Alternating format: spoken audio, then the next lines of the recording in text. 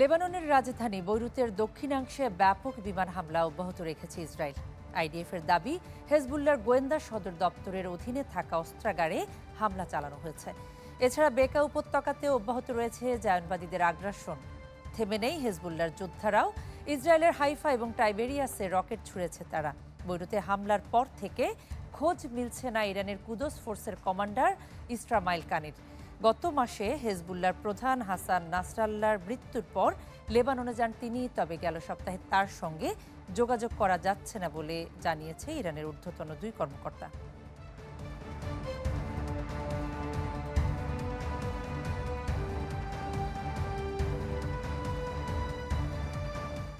দর্শক, লেবাননে Hezbollah Israel সংঘর্ষের আরও খবর জানাতে আমাদের সঙ্গে বৈরুতে থেকে যোগ দিচ্ছেন প্রবাসী সাংবাদিক সুব্রত সাহা। সুব্রত, এই যে গাজার পর লেবাননের হামলা চালিয়েছে ইসরায়েল এবং গত ২৪ ঘন্টায় ১৫০টিরও বেশি নিশানায় বলা হচ্ছে বিভিন্ন সংবাদ মাধ্যমে হামলা করা হয়েছে। লেবাননের পরিস্থিতিটা আসলে জানতে চাই শুরুতে। এই মুহূর্তে গাজায় যেভাবে ইসরায়েল আগ্রাসন চালিয়েছে ঠিক সেভাবেই কিন্তু লেবাননে ইসরায়েল আগ্রাসন চালাচ্ছে এবং প্রতিদিন সন্ধ্যা থেকেই ইসরায়েল লেবাননের দক্ষিণ অঞ্চল এবং দাহি অঞ্চল সেখানে তারা আক্রমণ করে এবং এই আক্রমণে বর্তমানে লেবাননের দাহি এলাকাতে মোটামুটি একটি ধ্বংসযজ্ঞ সৃষ্টি হয়েছে এবং প্রচুর পরিমাণে সেখানে সাধারণ লেবানিজরা তারা আহত এবং নিহত হয়েছে। তবে সে লেবাননে ইসরায়েলের আক্রমণ এখনো কিন্তু অব্যাহত রয়েছে। ইতিমধ্যে প্রায় ১ লাখ লেবানিজ ইতিমধ্যে এই আক্রমণাত্মক এলাকা ছেড়ে তারা কিন্তু বৈরুতে আশ্রয় নিয়েছে। অনেক লেবানিজ তারা ইতিমধ্যে অন্য দেশে পাড়ি দিয়েছে। তাছাড়া অনেক সিরিয়ান শরণার্থী সহ আরো অন্যান্য লেবানিজরা তারা কিন্তু ইতিমধ্যেই এই সিরিয়ান সীমান্তে অতিক্রম করে তারা বিভিন্ন দেশে চলে যাচ্ছে। তবে এই মুহূর্তে লেবাননে ইসরায়েল যে আগ্রাসন চালাচ্ছে সেই আগ্রাসনে ইতিমধ্যেই স্থানীয় অধিবাসী সহ প্রবাসী বাংলাদেশিরা ইতিমধ্যে অনেকটা আতঙ্কিত এবং ইতিমধ্যে বিশেষ করে বৈরুতের পরিস্থিতি স্বাভাবিক থাকলেও কিন্তু এই মুহূর্তে সবাই অনেকটা আতঙ্কেই ভুগছে যে ইসরায়েলি আগ্রাসন কবে বন্ধ হবে। সুব্রত, আপনি বলছেন যে অনেকে আতঙ্কিত, আমাদের অনেক বাংলাদেশি প্রবাসীরা আছেন সেখানে লেবাননে। তারা কি পরিস্থিতিতে আছেন? তারা ফিরতে চাচ্ছেন কিনা? ফিরতে গেলে দূতাবাসগুলো তাদের জন্য কি ধরনের ব্যবস্থা রাখছে? ইতিমধ্যে এই আগ্রাসন শুরু হওয়ার পর থেকেই প্রায় লেবাননের দাহি এবং দক্ষিণাঞ্চল থেকে প্রায় ৩,০০০ প্রবাসী বাংলাদেশি দূতাবাসের তথ্য অনুযায়ী তারা লেবাননের বিভিন্ন আশ্রয় শিবিরে আশ্রয় নিচ্ছে এবং বাংলাদেশ কমিউনিটি পাশাপাশি দূতাবাস তাদেরকে সার্বিক সহযোগিতা করছে।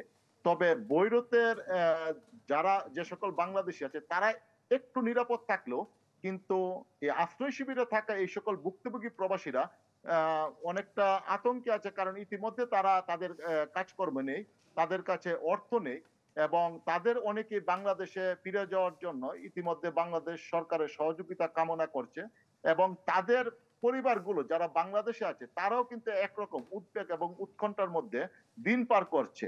ইতিমধ্যে বাংলাদেশ দূতাবাস, তারা বাংলাদেশের পররাষ্ট্র মন্ত্রণালয়, বৈদেশিক ও কর্মসংস্থান মন্ত্রণালয়, বাংলাদেশের উচ্চপদস্থ কর্মকর্তা, বাংলাদেশ বিমান এবং আইওএম এর সাথে তারা ইতিমধ্যেই এই সকল প্রবাসীদেরকে ফিরিয়ে নেওয়ার জন্য প্রতিদিনই তারা রুদ্রদ্বার বৈঠক করছে, আলোচনা করছে কোন উপায়ে এ সকল প্রবাসীদেরকে বাংলাদেশে ফেরত নেওয়া যায় সেই উপায়টুকু কিন্তু তারা খুঁজছে। তবে বাংলাদেশ দূতাবাস ইতিমধ্যে এই সকল প্রবাসী বাংলাদেশিদের নিয়ে কাজ শুরু করেছে এবং তারা প্রবাসী বাংলাদেশিদেরকে ধৈর্য ধারণের আহ্বান জানিয়েছে যেন তারা ভেঙে না পড়ে এবং বাংলাদেশ দূতাবাস তাদের পাশে আছে এমনটাই কিন্তু নিশ্চয়তা দিয়েছে। তাদের পাশে আছে বলা হচ্ছে, কিন্তু তাদের নিরাপত্তায় কি ধরনের ব্যবস্থা নেওয়া হয়েছে দূতাবাসের পক্ষ থেকে? দৃশ্যমান কোনো উদ্যোগ আছে কিনা? ইতিমধ্যে যে সকল আশ্রয় শিবির গুলো আছে সেই আশ্রয় শিবির কিন্তু বৈরুতে, যার কারণে এখন পর্যন্ত বৈরুতে ইসরায়েল তেমন ভাবে হামলা করে নাই। তবে এখন পর্যন্ত তারা নিরাপদে আছে। তবে পরবর্তীতে এই যদি ইসরায়েলের আগ্রাসন বেড়ে যায় এই নিরাপদ স্থানটুকু কিন্তু অনেকটা বাধার সম্মুখীন হবে। তবে ইতিমধ্যে বাংলাদেশ দূতাবাস যদিও নতুন কোনো আশ্রয় শিবির বা নিরাপদ আশ্রয় শিবির ব্যাপারে তারা এখনো কোনো উদ্যোগ গ্রহণ করে নাই, তবে এই মুহূর্তে প্রবাসীদের দাবির পরিপ্রেক্ষিতে তাদেরকে দেশে ফেরানোর বিষয়ে তারা জোর দিয়েছে এবং এই বিষয়ে বাংলাদেশ সরকারের সাথে তারা আলোচনা অব্যাহত রেখে চলছে। আলোচনা অব্যাহত রেখেছে যেমনটি আপনারা জানিয়েছেন। সুব্রত, আপনাকে অসংখ্য ধন্যবাদ আমাদের সঙ্গে যুক্ত হবার জন্য। দর্শক, সুব্রত সাহা আমাদের সঙ্গে যুক্ত হয়েছেন লেবাননের বৈরুতে থেকে, জানাচ্ছিলেন সেখানে পরিস্থিতি। ইসলামী ব্যাংক পিএলসি ওয়ার্ল্ড নিউজ টুডেতে এনেছি আরও একটি বিরতি, ফিরছি একটু পর, সঙ্গেই থাকুন। দর্শক, আরও একবার স্বাগত, দেখছেন ওয়ার্ল্ড নিউজ টুডে। 4 দিনের সফরে ভারতে এসেছেন মালদ্বীপের প্রেসিডেন্ট মোহাম্মদ মুইজ্জু। সফরের দ্বিতীয় দিন সোমবার নরেন্দ্র মোদীর সাথে বৈঠক করেন তিনি। এ সময় বিভিন্ন প্রকল্পে পারস্পরিক সহযোগিতা বজায় থাকবে এমন বার্তা দিয়েছেন মোদী। দ্বীপরাষ্ট্রটিকে $40 কোটি অর্থনৈতিক সহযোগিতা দেওয়ার ঘোষণা ভারতের। এদিকে বৈঠকের পর ভারতকে মালদ্বীপের বন্ধু দেশ বলে সম্বোধন করেছেন মুইজ্জু। বলেন, পারস্পরিক সহযোগিতার মাধ্যমে দুই দেশের দ্বিপাক্ষিক সম্পর্ক গড়ে উঠেছে। মালদ্বীপ সরকার ভারতের নিরাপত্তা বিঘ্নিত হবে না, জানান তিনি। চীন ঘেঁষা হওয়ায় মুইজ্জু মালদ্বীপের প্রেসিডেন্ট হওয়ার পর থেকেই ভারতের সাথে সম্পর্ক কেমন হবে তা নিয়ে দেখা দেয় নানা শঙ্কা। এবারের সফরে ভারত নিয়ে অনেকটা বন্ধুসুলভ আচরণ দেখিয়েছেন চীনপন্থী এই নেতা।